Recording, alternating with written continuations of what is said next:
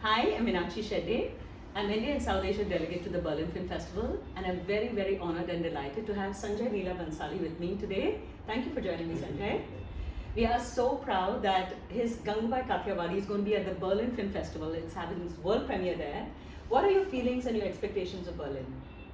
Berlin is always exciting. I've been there way back in 1999 or 2000. 2000, yeah. I went with Hum Dil De Chuke Sinam. And then I think after so many years, finally, 22 years, 22 my years. gosh. So I think Berlin must have changed. I'm excited to go and see what Berlin looks like now.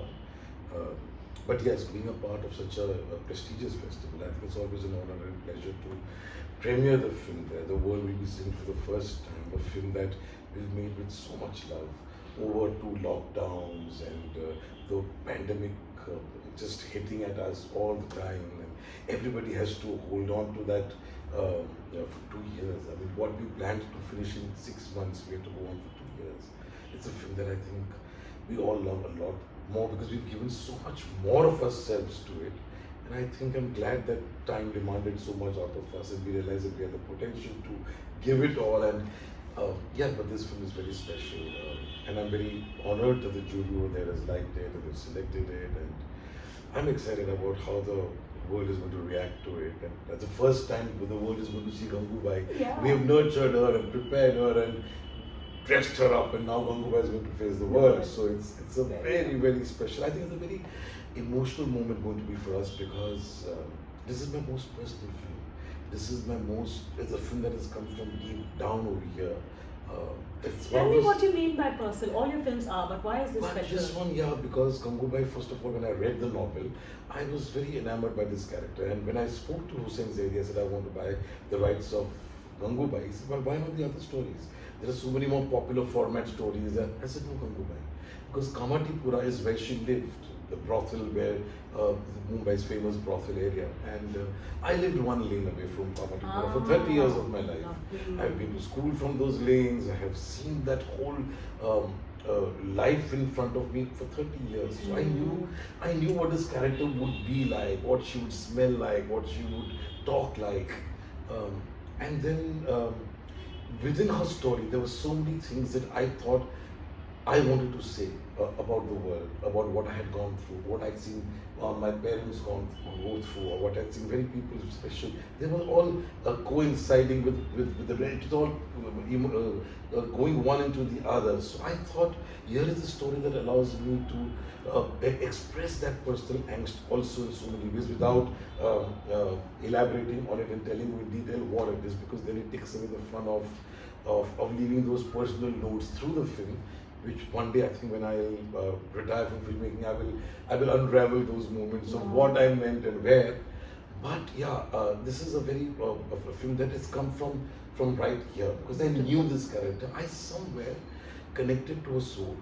And I think I spoke to her through these 7 years of wanting to make this film. It has been 7 or 8 years that I wanted to make this film. I started it once and I put it away. I thought it was a very difficult film to make at that point. Then I have again revived it. I'm finally telling the story that I want to tell from deep down. And I think these kind of stories come once or twice in a filmmaker's life where you feel completely immersed into it. You know exactly how the character is feeling, etc., etc., etc. So I have spoken to Gangubai all through the making of this film. I think I know her soul, which is, I think, a rare privilege in my mind. You could think I've gone a little haywire, but I really feel it was such a experience for me as a filmmaker to feel a constant tingle in my back. Constantly when I'm thinking I'm getting stuck or I'm finding a moment that I think is very beautiful, I could sense that experience right in my back. And I said, what is it that is touching my back? Or what is it that is constantly talking to me? It was a very, very rare experience making this film. So, yeah. That is so beautiful, because I think that kind of intensity, I feel it on my skin when I'm watching it, because that kind of energy just transfers. Yeah, it's not only contained in those images, it jumps off the screen and really connects very deeply. So I think what I really liked about it, it's very feminist, it's very kick-ass. And I was wondering that in Bollywood in general, to my understanding, that it's generally quite conservative. So when you say you didn't say it, but when you're making film that to me is feminist, that's probably a word that scares up a lot of people. Oh my God, like let's run and hide under the carpet. But were you aware of a strategy? In your film, I find that you're making feminism fun. It's just this superb dialogue, buzzy, seedy, buzzy, full melodrama, song and dance, and it's enjoyable. So you're almost not noticing that it's feminist, which it is throughout. Was that a strategy or this? No, I was just no. moved by this woman's story, her fight against injustice um, that is being meted out to women, that women have been put through, and that to a sex worker coming out and asking for a rise, asking for prostitution to be legalized, because those women went through absolute hell and they lived that hell. We can just say sex worker and get away with it, but look at what one day in the life of a sex worker is actually. And if you understand the pain, the anguish, the anger against all the injustice that is being given out to them, I think here is a woman who stood up and fought against it. We today have coined it as women empowerment and feminist and all that. Here was a woman who believed in it, and in 1950, when she got up to Azad Maidan and made a speech of legalized prostitution, give us the right of living in this society with dignity, give us the right of being a part of society. And I don't think there were words like feminism or women not empowerment. At all, not so. Yes, yeah. Today you need those words to keep hitting onto the fact that yes, that battle continues and will continue. Women will continue to fight for justice all through time. But here is a story that moved me. And I don't know if it's feminist or not. I just found the character colorful. I found that she had a lot of fun also. She didn't stop smiling. She didn't stop making people smile. She fought for it with absolute flamboyance. And she didn't have any, she was not apologetic about anything. Right. And my favorite moment in the film is when she tells the journalist over there that if you are the journalist, Tracy, then I'm the prostitute of Gangubai. And that pride with which she said that if you are a teacher and you are a doctor and you're a journalist, then I'm a prostitute. And therefore, please, I'm as proud of myself as you are of yourself and your profession. And I think that is what gives me a very concrete thing to tell that yes, feminism is about women fighting for the rights. But I needed a concrete example of how she fought for her right in 1950. And then it continues forward, and there are so many women who continue to do it today. So this film is somewhere a tribute to all these fantastic women. Maybe they are not talked about or they're not famous, but their fight is so solid. Yeah. They're scarred, they're bruised, but they're still warriors. They continue to fight, and I think this film is a tribute to that spirit of women. Fantastic. You have actually, through a lot of your work, also dealt with sex workers earlier, like even in Devdas you had Chandramukhi, you had in Bajirao Mastani, the other woman, and you've always had a tremendous empathy, not just an empathy, but in the roles you wrote, you always gave them great dialogues, you honored them first of all in the way you wrote their characters, you gave them great songs and dances and dialogues. So there's a very powerful streak that connects you with these outsiders in a way, who are, so it's a longer streak.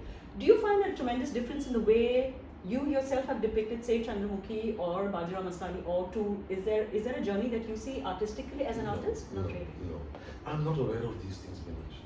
I am not aware of what I did in Devdas, or while I'm doing it, okay, I treated Devdas like that and Chandramukhi, and then I treated Mastani like that, and therefore now I'm going to treat her differently. No.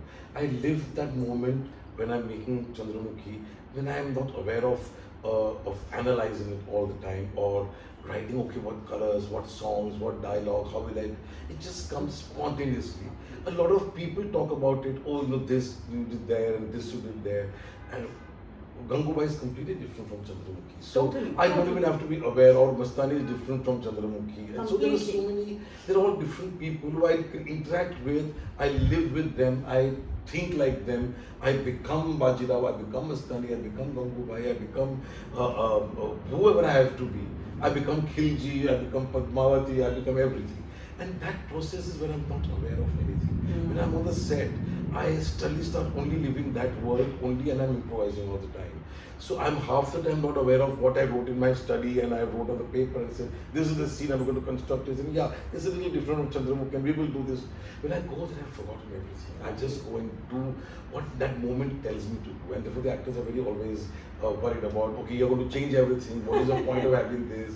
But I thought that's the blueprint, that's the premise of what we need to say. But now I'm on the set saying it, and I'm not aware of half the things I do.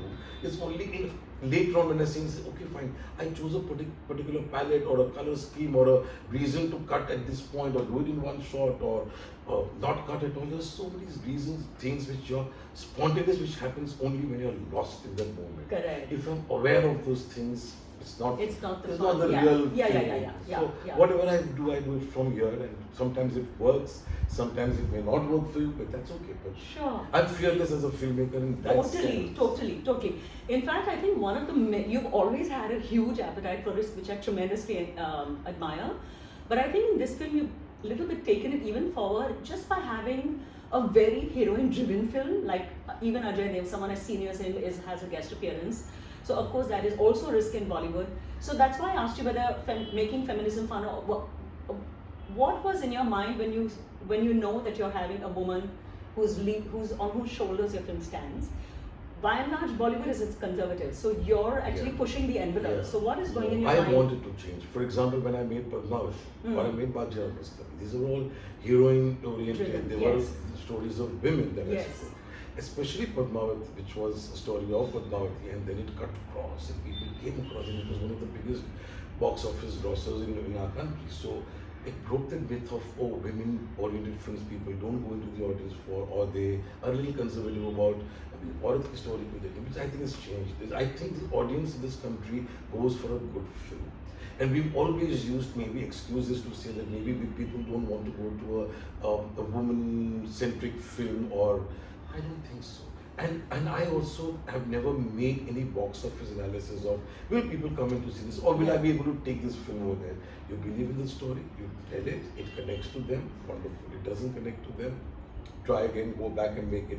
But it has not stopped me from making a film about what works in the book of how a film should work at the box office. Right. How do you analyze those elements that are needed to make them? I think today the audience has evolved so well. In our country, we're watching the world's best films and world's best web series.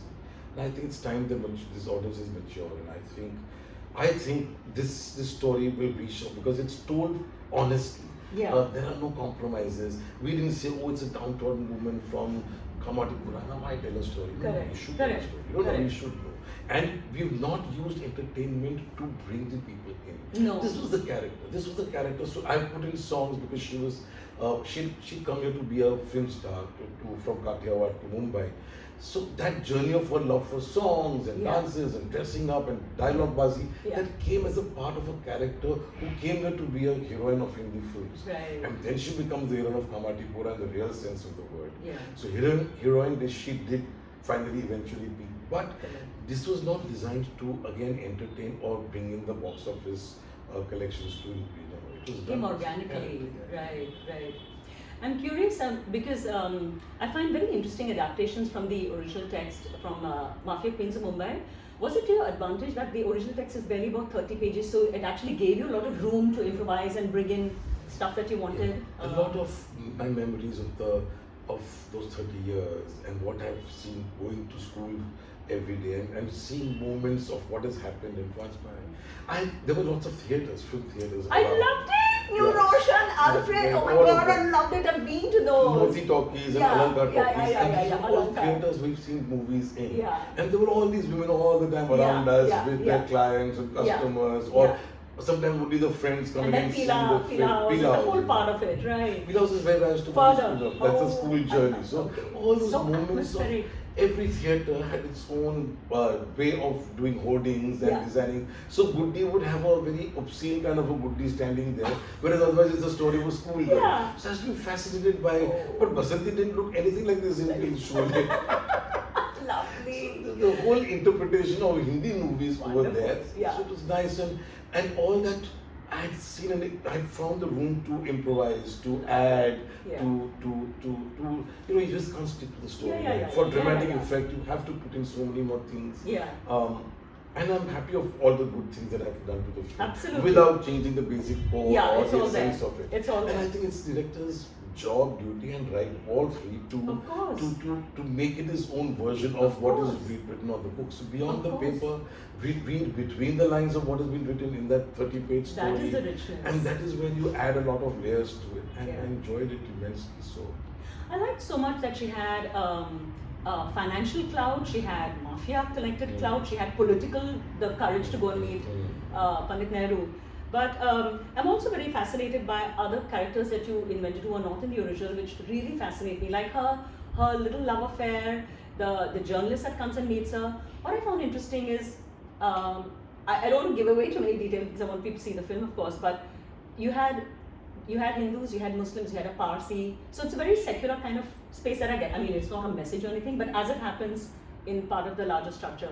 So for me, in the way you made the film, it strikes me as personally political because it's a feminist in that sense. And it's very personal, of course.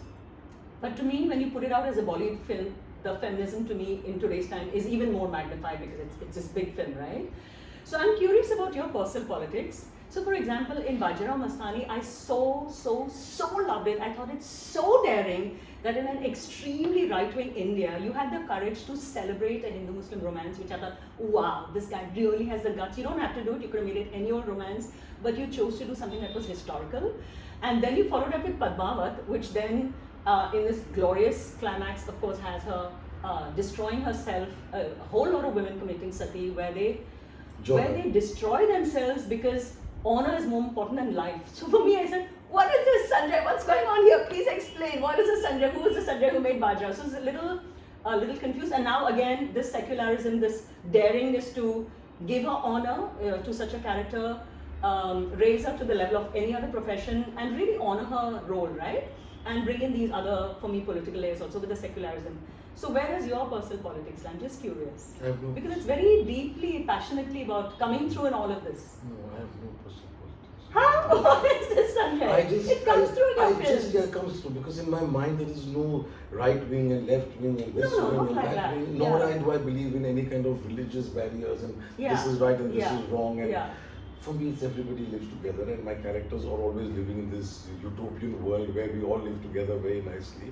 And if there is a moment where a woman has to finally commit jihad to say, I will not join the harem of this man, it could have been any man who would have been wrongly wanting to possess her, then it would have been the final correct solution for me as far as I'm concerned. It was not about a religious No, I didn't mean it religious at all. No. So there is I do not have any political ideology or philosophy, or I don't think of all this. I stay away from all of it. The less spoken, the better it is about all these things. So, okay. So if I can tell you that yes, this is a film about two people falling in love, then I don't know what religion and ideology and what they come and they fall in love. That is it.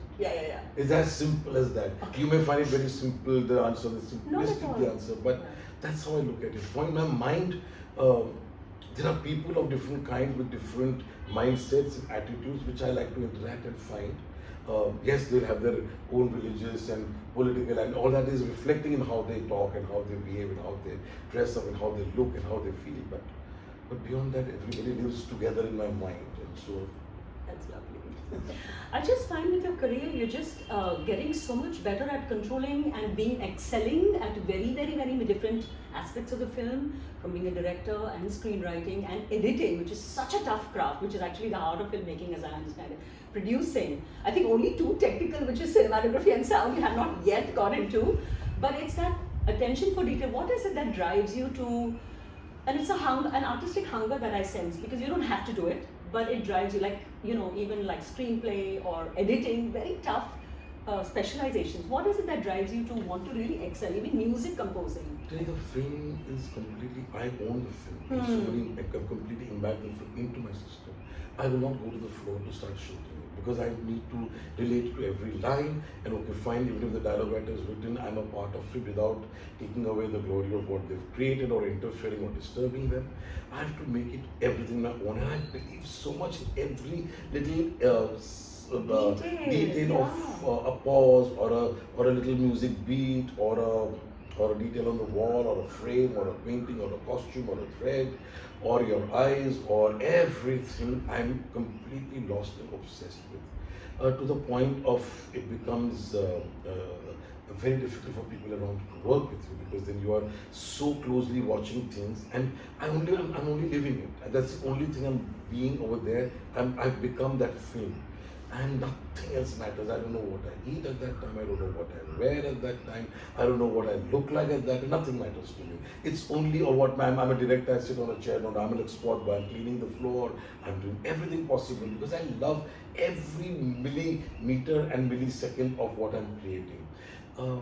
So it's and slowly I've found the nuances which I've started discovering. That a wall has that one broken and distressed flower in the wall that is painted well is a nuance in which I need to find a little more beauty, a little more some detailing to make it perfect. Of course, you can never achieve perfection, but you keep chasing perfection, like you keep running after it, only to say that I'm a perfectionist. No, I'm just wanting it to be correct the way I think it should be. And people say you're running up and say you can never achieve perfection. Perfection is not something that you can ever achieve in your life, but you should try and pursue it. And I'm doing it just selflessly. I've become my work. I have no interest in any PR or interviews or reaching out to people or wanting people to know who I am, what I am, how do I create. I just don't know. I've just gotten lost in it, and I'm enjoying every minute of what I do. And I hope it continues because right now I'm reached a point where in my mind I've started seeing very detailed, small things which otherwise you may not perceive. So everybody who works around me has to be on high alert because people is going to come up and I will invest time. There is no time to how I should. I will take my time to do a scene till the actor feels right, till the costume is right, I'll reshoot. If after going home and I realize the costume is not right and I want it to look a certain way. So yes, there is a constant search for wanting to give every part of myself to what I create. That honesty has to be there, and somewhere then the work starts giving out those energies and those vibes, which I think reaches the world. It reaches that there is such honesty and commitment to it. And intensity. You may agree with it, you may not agree with it. That's a different but thing. But that sense of commitment that comes with it. To the point, I hope I don't become sick with this obsession, but I'm enjoying this obsession right now. Lovely. When I die, I want Mohe Rang Laal played. It is such a gorgeous song. I've watched it 1,000 million times. But it's all, what I find really fascinating is it's got so many classical elements. There's classical Kathak, there's Hindustani classical music, there's tributes to Mughal-e-Azam, there's so much tradition. For me, I don't know if I'm reading into it, like Rajasthani miniature paintings, the way it is composed from the opening shots onwards, there's so much classicism. You don't need to do that in a Bollywood film. They don't need that of you, right? But that's what struck me as your need to have some standards for yourself, quite different from what the audience may want or not. Right? So it's just beyond budget. I made that song. I was coming back from the Mary Com shoot in Dharamshala, and there was a flight delay at the Delhi airport. Okay. So I was sitting in this full crowded airport where people are waiting and grumbling about the flight delay. Yeah. And suddenly I sang Mohe Rang Laal and I recorded it on my phone. So there were 2-3 people around me who said, "What are you doing?" So I said, I'm recording, I like this, this is something that is coming to my mind. So Mohe Rang Laal was made on the Delhi airport in the middle of a flight delay and frustration and grumbling people. And that recording also has so much buzz of the airport. And then I said, chalo, at least I found some, I recorded and kept it over there. But yes, Mohe Rang Laal and all these things that I pursue is a tribute to all these great filmmakers. Yeah. Asif Saab, Kamathipura Saab, V. Shantaram. Yeah, very much. Mehboob Khan Saab, Raj Kapoor Saab. Yeah. These are all people, Raj Khosla also. Yeah. People who had a great song tradition which is so special, that music is, that there is no category in the world around in that sense that we have. Absolutely. I mean, Lata Mangeshkar was the biggest Bollywood star, Bollywood is the string, Indian cinema star that we've ever had, who continued over 70 years of being there. So music is such an important part of an Indian film, and that's what makes our films different from the world. Sure. And that's the legacy that these great music directors, Madan Mohan and Naushaad Saab and Hardy Burman and all these great people have left behind, and we need to continue that. Otherwise we are getting too art house cinema, which is also very good. It's great cinema that is being made in this country. I'm not saying that a small budget, they're great films being made. But are they getting very Spanish influenced, Iranian influenced, Korean influenced? Are they originally Indian films? Rooted. I agree. And I feel that how much ever good stories and all that are part of good screenplay, but good music is a part of being Indian. I agree. And that is what I think that legacy should be continued. And song picturization is not easy. It's a it's the toughest in the world. No other film culture has that but us. And to hold on to make people sit in the narrative in a song that suddenly comes in organic, between, and yet not let them get up and walk out and then come back, which used to happen years ago. But I made it a point to see to that I work hard on the placement of how compelling will I shoot. So I take 10 days, 12 days, 15 days to shoot a song. And I give it a lot of importance because music is something that I operate on. I need music non-stop. The only place of the interview, otherwise my music is constantly in my office or in my bathroom or in my study or in my bedroom or in my car or even in a meeting, my music will be on. So I live, that's my real source of being alive, and the reason to be alive is to listen to good music from all over the world. So that music is such an important part of my making a film, or my starting a film, or the starting point of how I conceive a film. This will be the soundtrack, this will be the way it will look like, and then everything follows. So I make a theme for a film first, which I'll ask I would ask Sanjay for Gangubai, who's done the background score, to make a theme for me. That theme plays constantly as we write the screenplay. And then you improvise on it. And then we build on it visually. How many scenes can we do without just us playing the theme and not have dialogue or not have some words that need to tell what the character is feeling or what I want to say. So music is a very important part. Shooting songs and dance is a very important part. Enjoying the recording I enjoy immensely. Lovely.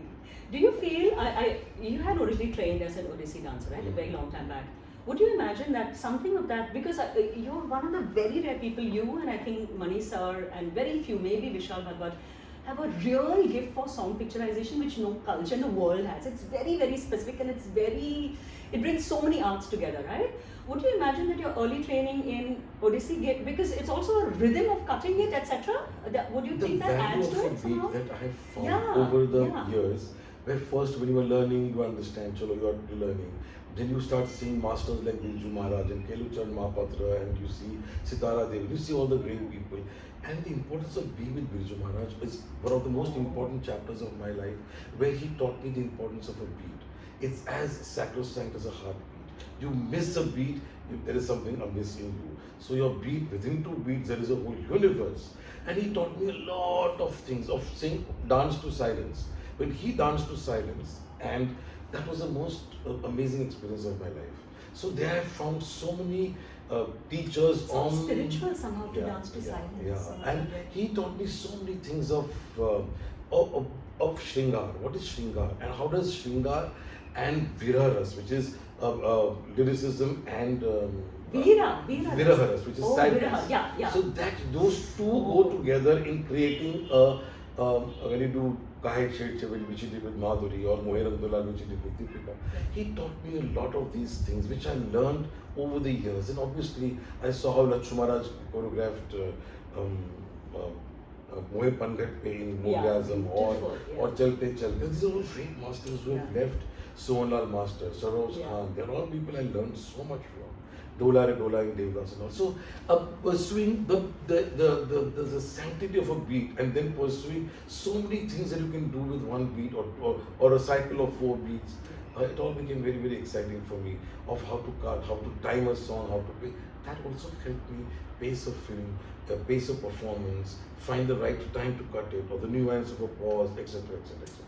So I think the whole universe operates on a rhythm on music. Beautiful. I remember long back when you had once shown us Mohe Rang, Laal, just that song. I just died of it. I think what was extraordinary about it is somehow, I get the impression as a layperson, is that when there's tremendous drama, you like to drain out so they're always in white. A lot of Gangubai dramatic scenes all in white sari, and of course the red border, the famous red border. Do you think you were a Bengali in your last life? A lot of your key moments have been with this white sari with a red border. Like in that deadly Deva shot, that top shot with Aishwarya Rai running across. Many times. It's also draining color. What do you think? I think it's all about lots of past life experiences. I'm using Bengali one life. Oh, many. I love this. I think I've come through many lives, and I feel I'm now in this life, which hopefully will be the last one, where I'm expressing all that I've seen or heard or felt or resonates in my mind or in my soul. I can sense that something special as I tell it, and as I just there's a lot of criticism against my work. They'll find it over dramatic, over this, over the top, whatever it is. But I'm doing whatever I'm doing my way, the way I think is right, the way I think, with that honesty with which I think I need to tell it at that moment. Correct. So all these images that come in the film are from this life and many other lives that come through. This whole film is again in a personal way because my grandmother used to wear white. And I was always in that lady in white that used to go around, and so that when I realized that Gangu also wore white, and then the two came together. And the scenes with the white, the sari, oh my god, that's a whole key thing. Yeah, so all that is about. But is it? I mean, those are personal memories. But is it also like a question of craft, that there's something dramatic happening, so you want to drain it up? Like a lot of dramatic scenes are with her in white. In Gangubai specifically. But I tell you again, it's not so conscious. Oh, very I'm never aware of designing something. I feel the day I start designing it, like if I'm a filmmaker and a critic at the same time, or writing theories about I will lose that filmmaking. I sometimes feel that most of the time I get it right. When I go home and I say, okay, what were the colors we use? What did the thing do? Yeah, we did the dialogue. Because I go and revise everything on my way home, and at home in the night I keep walking up and down in my bedroom constantly for 2 hours, 1 hour, to say, yeah, I think subconsciously I did the right things. Or if I get very disturbed about something that I've not done right, then next morning all hell breaks loose and everybody is summoned and everybody is called and everybody says, no, we have to go back to some other color. So I've done that many a times because my soul gets very disturbed with something that I think I've not got it right, which as a human being and as a filmmaker, and you should make mistakes and you have to, and you correcting your mistakes is what makes you a better filmmaker. So I go home and get very disturbed. I might have my soul. I say, no, we've done something wrong. It's a crime we've committed because we've got a color wrong, or the palette is wrong, or the sound was wrong, or the shot was wrong. It bothers me immensely because that's what you live for. That's what you're here to. This is my mission in life. This is what my purpose of being alive is this. So I need to get it right completely, totally and fully. You know, the screenplay is very strong, but also the dialogue. So I was very curious. Is this the first time you're working with script with Utkarshni Vashisht? Yeah. Tell me what was she able to bring, because your sensibilities will be different as a man and woman, but of course you have empathy. What did she bring to the screenplay and dialogues? A lot of it, a lot of understanding, a lot of her anger that came in her dialogue, which of course was also added by Prakash Bhai, also added a lot of who's written Devdas, Bajirao, Kamathipura. So these two, and Utkarshni was my associate in Leela. I remember. And then I just said, Utkarshni, you're a wonderful writer, you write very good dialogue. She says, but sir, what have you read of mine? I said, nothing, but I think you should write this screenplay. I just love this. So what made you do that? I'm so interested. You know, you also trusted Bhavani Iyer to do Out of the Blue Black. She just wrote me a message. It was I think so many years, 17 years to black, and she said, I still remember when I was 24 and I had nothing to make you read, and you said you write the screenplay. I just love that so much. I just feel that instinctive. When you connect to a soul and you look into the eyes of a person and you realize, yes, I think we're on the same page as far as what subject we're talking about. Then I think with Utkarshni, I just said, you just write. And she came in 30 days with a screenplay, which was very nice. Obviously, we improved and we worked on it. But the basic work that she did, incredible writer, wonderful girl. Then she shifted to LA, so we had to. Then I requested Prakash Bhai, who I can never work without. I always find that his genius is a very important part of my film. His words are very valuable. So today, if you look at, I don't know where Krishna's ended and Prakash Bhai is coming, because they both blended in style and understood the sound of the film, respecting each other's work so beautifully. Blessed to work with such wonderful talent. And yes, there were people on the set also. I had one assistant, Bipasha, and they were all together. We would all suddenly improvise something on the set and say, change this word. Then we would call somebody and say, can you help us with that word? Words were important. I wanted less words. I wanted more effective words, and to get that language of that place. That time also and place, and yet not sound vulgar or uncomfortable for in India, where a family audience sits and watches a film, which is again very, very important for me. Yes, in the world it might be that why do you want a family to sit and watch a film? It's your watching a film. It's a personal experience that a film audience should have. But in India, it's a culture of me going with my grandmother to Alankar cinema, which was just across with a little bag and a water bottle. For me, when you were in school, lovely. And then I wanted to go to the toilet, and she said, you wouldn't want to go? Yeah, so I was small. So I said, now you take me to the bathroom. She said, no, I'm too old to take go to the bathroom. So I said, what do? She said, pee here. So my Alankar Talkies memory is peeing while Jitendra and Mumtaz were dancing. Because you've done that to me. Oh, this is fascinating. So, oh my God, I love that area so intensely. I can't tell you. This is amazing. I went last just before the theaters closed down. Oh, and even that Super was there. Yeah, you know Super. So many Shalimar, all Super. next to each other. My father's film Moti Talkies, from where Pila House starts. Yeah. Or Playhouse is actually Playhouse, yes. But it was called Pila House by the time it was where my father's film premiered, Jaji Lutera, 1958, way before I was born. So Jaji Lutera has a very special What was the title? Jaji Lutera. And lovely. that is the poster we kept in the film, if you realize, constantly on the theatre. I remember the poster. Oh, I didn't connect. Yeah, so that is the poster of my father's film, which I wanted to experience the idea of that poster being there in that area. So then I lived that over there. So in so many ways, there's so many personal little pointers over there which we shall separately talk about another. Yeah. One quick last question. I was curious. I don't know. In your frames, there's such a deep sense of art history, somehow coming out very lightly, but it seems that, like, I don't know, this might sound weird to you, but when I saw Savaria, one of the many things that struck me is this person is probably a Rembrandt fan. I don't know why, because there was a lot of particular use of light, particular use of mirrors. I don't know why, maybe it was very weird. And I also wondered with that film, if you were, this might sound odd to you, but whether, is Vaishnavism something that concerns you? Because somehow it's Savaria, or even in a title like Goliyon Ki Ras Leela, Ram Leela, it was so interesting to me. Is that something that's part of your belief at all? Yeah, Krishna is my very, very favorite God. Lovely, okay. He talks of joy of living, anand, celebrate life. And Shringar. So these are very, very beautiful of love, and you get one life, celebrate it, sing through it. Romance is a very important part of love life so much, more than people and everything I understand. But Shringar or Pyar, Mohabbat, that thought of Anand, which what Rishikesh Mukherjee always pursued in his cinema. Anand was what he pursued. Yes. That in Hindu philosophy is basically, in religion, talks of joy of living. So he's my favorite God in so many ways, and मेरी film में वो रास लीला चलती रहती है वो. It's a part of Mohe Rang, Laal. So again, it's again Krishna in my mind, and there's constantly anything to do with love and two lovers is Krishna and Radha.